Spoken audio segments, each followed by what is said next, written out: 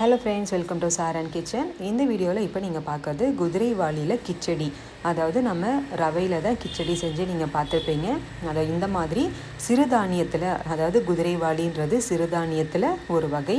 சிறுதானியத்தில் பார்த்திங்கன்னா நம்ம வந்து மில்லட்ஸ் அப்படின்னு சொல்லுவோம். இதில் வந்து குதிரைவாலி, திணை, வரகு, சாமை இந்த மாதிரி நிறைய வந்து நம்மளுக்கு சிறுதானியத்தில் குட்டி குட்டி அரிசிங்க நம்மளுக்கு கிடைக்கும். அதில் ஒரு வகை தான் இந்த குதிரைவாலியில் நம்ம எப்படி கிச்சடி பண்ணோம் அப்படின்றத இந்த வீடியோவில் உங்களுக்கு நான் சொல்ல போகிறேன். ஸோ வீடியோ ஃபுல்லாக பாருங்கள்.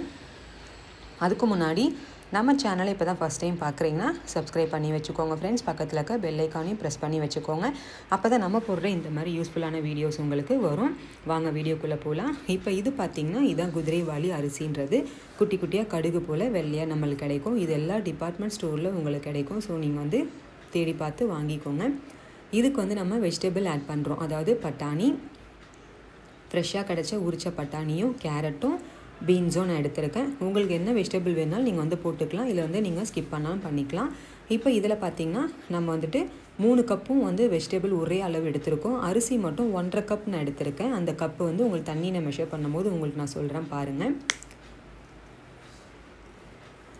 எப்போவுமே வந்து சிறுதானியங்கள் பார்த்திங்கன்னா 3 வகையில் வந்து நம்ம யூஸ் பண்ணணும். அதாவது ஒன்று வந்து இந்த மாதிரி வறுத்து நம்ம செஞ்சு சாப்பிட்ணும், இல்லைன்னா முளைக்கட்டி சாப்பிட்ணும், அப்படியும் இல்லைன்னா புளிக்க வச்சு சாப்பிட்ணும்.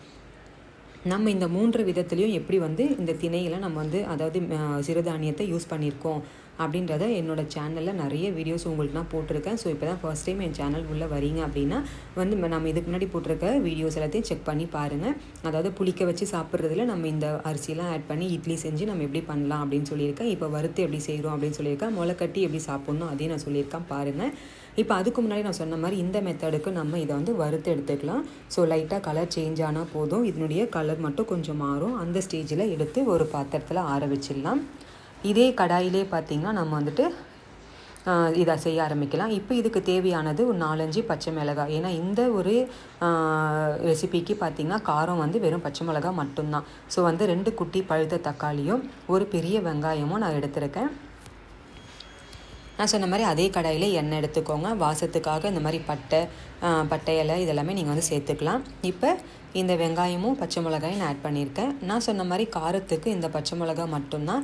அதனால் நீங்கள் வந்து இன்னுமே கூட 2-3 பச்சை மிளகாய் உங்களுக்கு காரத்துக்கு வேணும்னா நீங்கள் வந்து ஆட் பண்ணிக்கோங்க. இப்போ இதுக்கு தேவையான அளவு நான் உப்பு ஃபஸ்ட்டே ஆட் பண்ணிடுறேன். ஏன்னு கேட்டிங்கன்னா இதெல்லாம் ஒரு டிப்ஸு. உங்களுக்கு வந்து வெங்காயம் எண்ணெய் குடிக்காது, சீக்கிரமாக வெங்காயமும் வதங்கிடும், உங்களுக்கு கேஸும் சேவ் ஆகும், உங்களுக்கு டைமும் சேவ் ஆகும். அதுக்காக தான் இந்த டிப்ஸு. பார்த்திங்கன்னா நல்லா வதங்கினதுக்கப்புறம் நம்ம நறுக்கி வச்சு தக்காளியும் ஆட் பண்ணிடலாம். தக்காளி கொஞ்சம் லைட்டாக வதங்கினா போதும், லைட்டாக அந்த பச்சை வாசனை போகிற வரைக்கும் போதும். அது கூட நம்ம வெஜிடபிள் ஆட் பண்ணிடலாம். ஏன்னா எல்லாமே வந்து ஒன்றோட ஒன்று சேர்ந்து வேந்துடும். அதனால் இப்போ இந்த கேரட்டு, பட்டாணி, பீன்ஸு எல்லாத்தையுமே ஒன்றாவே ஒரே வாட்டிக்கே நம்ம சேர்த்துடலாம். ஃபஸ்ட்டே நம்ம உப்பு போட்டதுனால இந்த காய்களை நம்ம சும்மா மூடி வச்சாலே போதும், நம்மளுக்கு வந்து குக் ஆகிடும். நீங்கள் கொஞ்சம் சிம்மில் தான் வச்சுக்கணும், ஹை ஸ்பீடில் வைக்காதீங்க, இல்லை அடிப்பிடிச்சிடும், காய் வேகாது. அதனால் கொஞ்சம் சிம்மில் வச்சு இந்த மாதிரி நல்லா கிளறி விட்டுக்கோங்க. நம்ம சொன்ன மாதிரி ஆல்ரெடி உப்பு போட்டதுனால மூடி வைக்கும் போதே உங்களுக்கு அரை வேக்காடு வெந்துடும். ஸோ நான் சொன்ன மாதிரி ஆஃப் குக் வெந்த உடனே இந்த கப்பில் தான் நான் அரிசி 1.5 கப் எடுத்தேன். அதனால் பாருங்கள் 1.5 கப்புக்கு அப்போ 1 கப்புக்கு 2 டம்ளர் அரிசி, அரை கப்புக்கு இன்னொரு கப்பு, ஸோ 3 டம்ளர் அரிசிக்கான தண்ணி நான் ஊற்றிட்டேன்.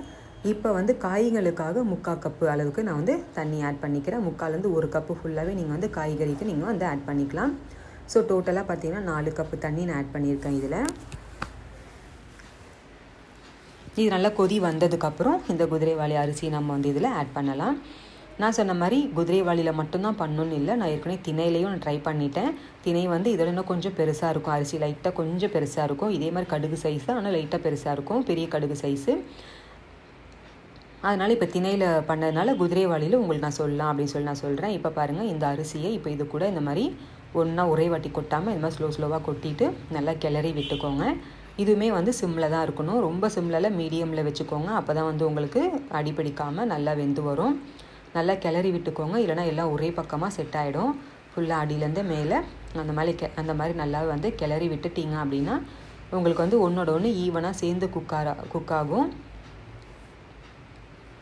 இப்போ பாருங்கள் அப்படியே மூடி போட்டு தான் நம்ம வந்து வேக வைக்க போகிறோம். ஸோ நல்லா வந்து நான் வந்து கிண்டி எடுத்துட்டேன், மூடி போட்டு வச்சிடுறேன். அப்பப்போ வந்து மட்டும் நீங்கள் கிளறி விட்டுக்கோங்க. எப்படி வந்து நம்ம கிச்சடி பண்ணும்போது ரவை வந்து நம்ம வறுத்துட்டு எப்படி செய்வோமோ சேம் அதே ப்ராசஸ் தான். இதில் வந்து உங்களுக்கு இன்னும் காரம் வேணும் அப்படின்னா நீங்கள் வந்து வெறும் மிளகாத்தூளை நீங்கள் வந்து ஆட் பண்ணிக்கலாம். ஸோ வெறும் மிளகாத்தையும் நீங்கள் ஆட் பண்ணும்போது உங்களுக்கு வந்து பச்சை மிளகாய் கொஞ்சம் நீங்கள் கம்மி பண்ணிக்கலாம். இல்லை எனக்கு பச்சை மிளகாவோட காரமே போதும்னா நீங்கள் அதை வந்து 2-3 அடிஷ்னல் ஆட் பண்ணிக்கலாம். அவ்வளோதான். இப்போ பாருங்கள் நல்லா எவ்வளோ பொலன்னு அழகாக வந்திருக்கு பார்த்தீங்களா? நம்ம வந்து அரிசி வறுத்ததுனால ஒன்றோட ஒன்று சேர்ந்து பிசு பிசுன்னு இல்லாமல் குழஞ்சி போய் அந்த மாதிரி வராமல் இந்த மாதிரி நல்லா வந்து உங்களுக்கு காய்கறிங்களோட நல்லா பொலன்னு வெந்து சூப்பராக இருக்கும்.